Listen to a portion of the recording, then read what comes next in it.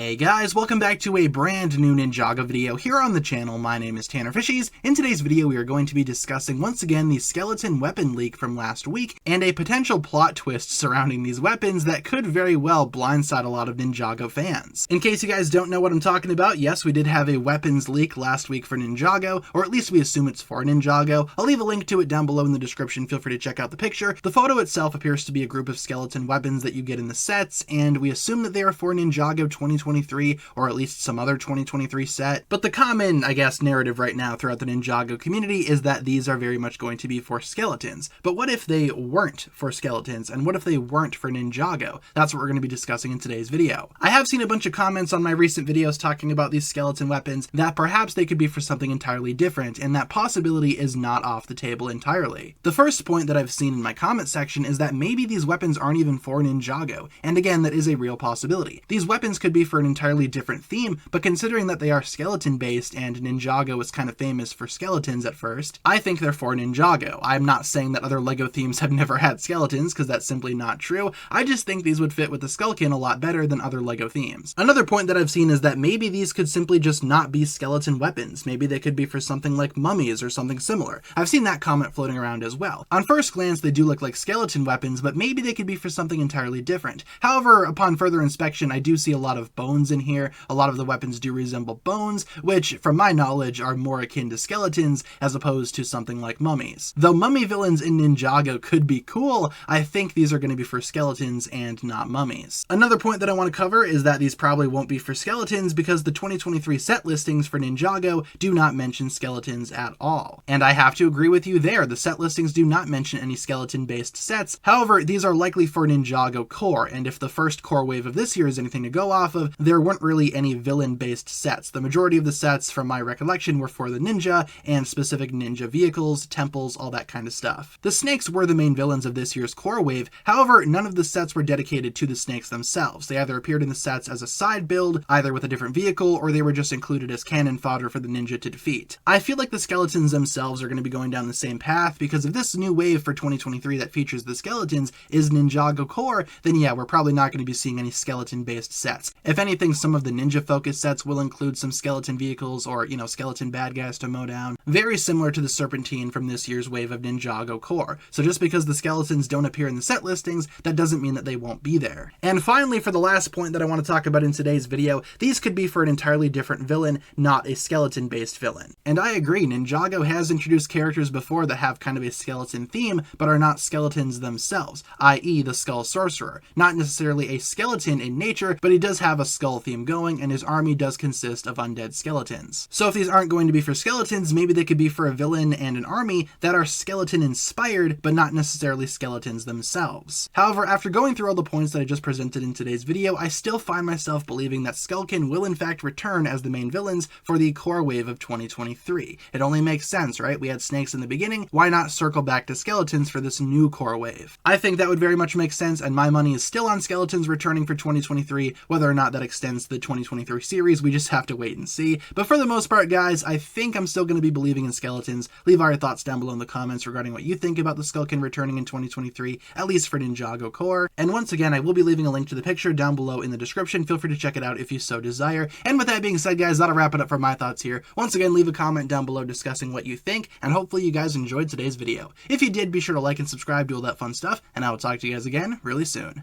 Peace.